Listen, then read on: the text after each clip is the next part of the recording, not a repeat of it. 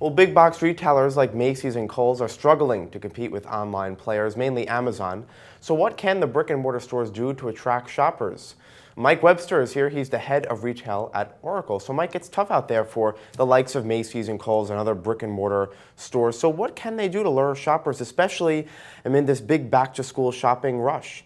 Yeah, well, look, there's a tremendous amount of innovation taking place in retail, and a lot of it driven by the changes that companies like Amazon have introduced and how brick and mortar retailers are adapting. And we're heading into a great season. You know, back to school is very meaningful in the retail calendar, and just to put it in perspective, about $75 billion will be spent over the season, according to NRF. It's about probably twice as much as spent on Cyber Monday.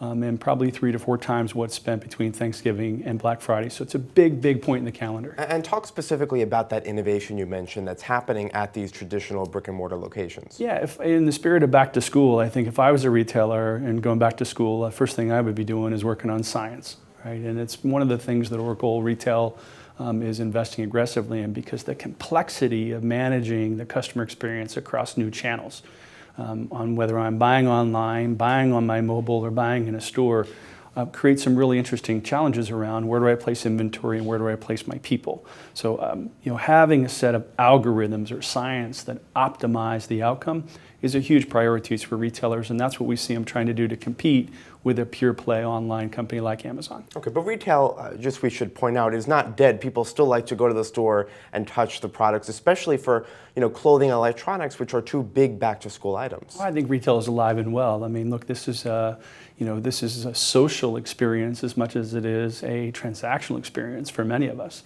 And I think those that are predicting the death of store-based retailing are a bit premature in that conclusion.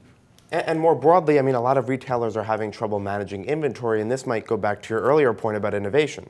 Yeah, the number of different journeys that I can encounter as a consumer today are quite vast. I can buy online and pick up in a store. I can have it shipped from a distributor, shipped from one of my partners. So managing inventory is a huge challenge. And despite billions of dollars of IT investment, 80% of retailers today cannot see real-time inventory position in their stores. And that's one of the problems that we're trying to tackle at Oracle. And why is that?